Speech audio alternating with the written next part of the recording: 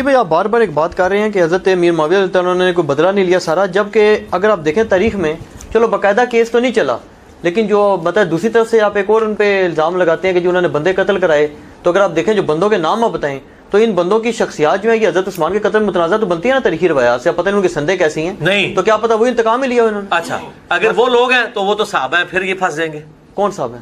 جو یہ صحابہ کرام علیہم رضوان ہیں۔ نہیں مثلا محمد بن ابو بکر کا الزام ان پہ لگایا جاتا ہے۔ تو محمد بن ابو بکر کون ہے؟ حضرت ابو بکر کے بیٹے ہیں۔ چلیں ان کو آپ صحابی صغیر ہی کہہ لیں، کیونکہ نبی صلی اللہ علیہ وسلم کی زندگی میں یہ پیدا ہو گئے تھے، یہ 8 ہجری میں پیدا ہوئے ہیں اسما بنت ابی بکر کے ہاں، اور اسما بنت امیس، یہ 8 ہجری میں پیدا ہوئے ہیں، یہ 8 ہجری میں پیدا ہوئے ہیں، یہ 8 ہجری میں پیدا ہوئے ہیں۔ مرزا جی کہتے ہیں کہ جی وہ کیونکہ نبی صلی اللہ علیہ وسلم کی زندگی میں یہ پیدا ہو گئے تھے، یہ 8 ہجری میں پیدا ہوئے، یہ 8 ہجری میں پیدا ہوا۔ اچھا جی، یہ بنات میں صحیح مسلم ہے، صحیح مسلم میں کتاب المناسک یعنی کتاب الحج کا بیان، اس کے تحت باب ہے باب حجت النبی صلی اللہ علیہ وسلم، حدیث نمبر ہے 2846۔ سنو ذرا بات کو، جابر بن عبداللہ رضی اللہ تعالیٰ عنہ سے روایت کرتے ہیں، کون روایت کرتے ہیں؟ امام زین العابدین رحمۃ اللہ علیہ، علی کے پوتے، مولا علی کے پوتے اور حسین کے صاحبزادے رضی اللہ تعالی عنہما۔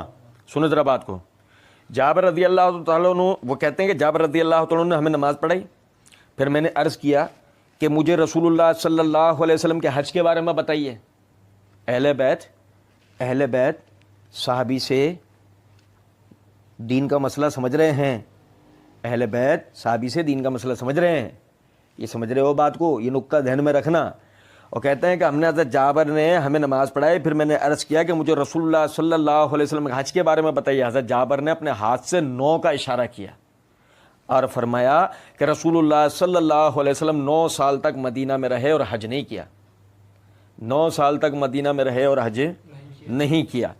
پھر 10ویں سال اعلان کیا گیا کہ رسول اللہ صلی اللہ علیہ وسلم حج کو جانے والے ہیں، چنانچہ مدینہ منورہ میں بہت سے لوگ جمع ہو گئے اور وہ سب لوگ رسول اللہ صلی اللہ علیہ وسلم کی اتباع کرنا چاہتے تھے اور رسول اللہ صلی اللہ علیہ وسلم کے ساتھ حج پر جانا چاہتے تھے تاکہ حج کے افعال میں آپ کی اقتداء کریں۔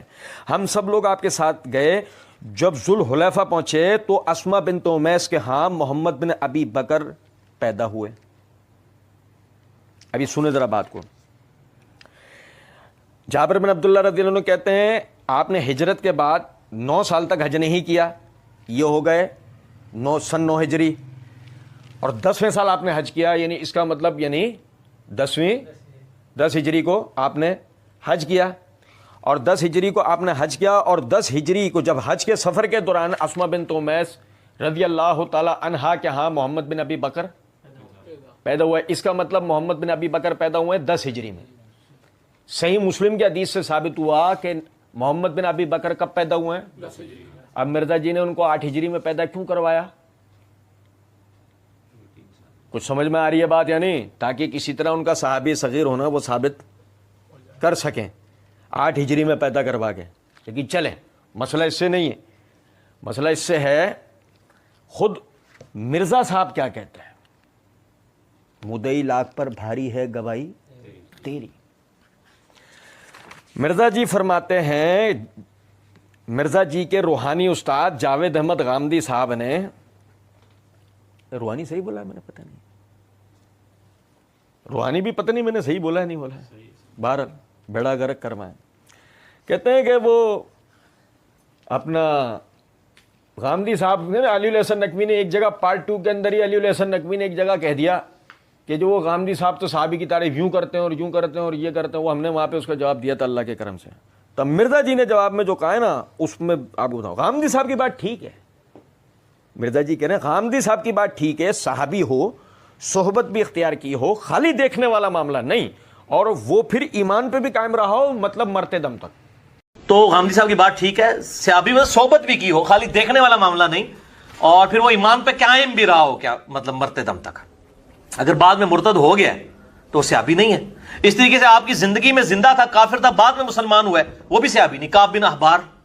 آپ کی زندگی میں ایمان لایا لیکن آپ کو دیکھا نہیں، وہ بھی صحابی نہیں جیسے ویسے کرنی، صحیح مسلم میں آتا ہے۔ تو واقعی مطلب وہ غامدی صاحب کی بات جو ہے وہ دل کو لگنے والی ہے، اور اہل سنت میں ابن حجر اسقلانی وغیرہ ان کا بھی یہی موقف ہے کہ جس نے صحبت بھی کی ہو اور وہ اس طرح کے معاملے صحابی ہو اور اس نے صحبت اختیار کی ہو، خالی دیکھنے والا معاملہ نہیں ہو۔ اب سمجھیں ذرا اس بات کو کہ اگر محمد بن ابی بکر 10 ہجری کے اندر پیدا ہوا ذی الحجہ میں، اور ربیع الاول 11 ہجری کو آپ صلی اللہ علیہ وسلم کا انتقال ہو گیا، جس کا مطلب یہ ہوا کہ محمد بن ابی بکر آپ کے انتقال کے بعد 3 مہینے کے تھے، تو دیکھنے کا معاملہ بھی ہو سکتا ہے۔ مرزا جی تو کہہ رہے ہیں خالی دیکھنے کا معاملہ ہو تو وہ صحابی نہیں ہوتا، صحبت اختیار کرنا ضروری ہے۔ مرزا جی نے جو صحابیت کی تعریف مانی ہے کہ غامدی صاحب ٹھیک کہتے ہیں،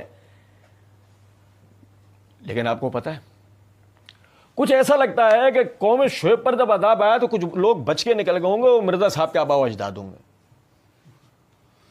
کیونکہ لینے کے بعد کچھ اور دینے کے کچھ اور ہیں مرزا صاحب کے۔ وہاں اصول کچھ اور تھا، وہاں جب معاویہ رضی اللہ عنہ کی صحابیت کی بحث چل رہی تھی نا، تو وہاں اصول کچھ اور تھا۔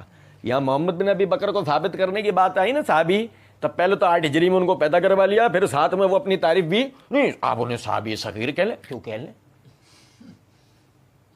کہہ لیں چوچو، کوئی وجہ ہے؟ تم ہمارے ساتھ اپنے روحانی استاد سمیت تعریف طے کر کے آئے تھے، پھر آپ کیوں کہہ لیں؟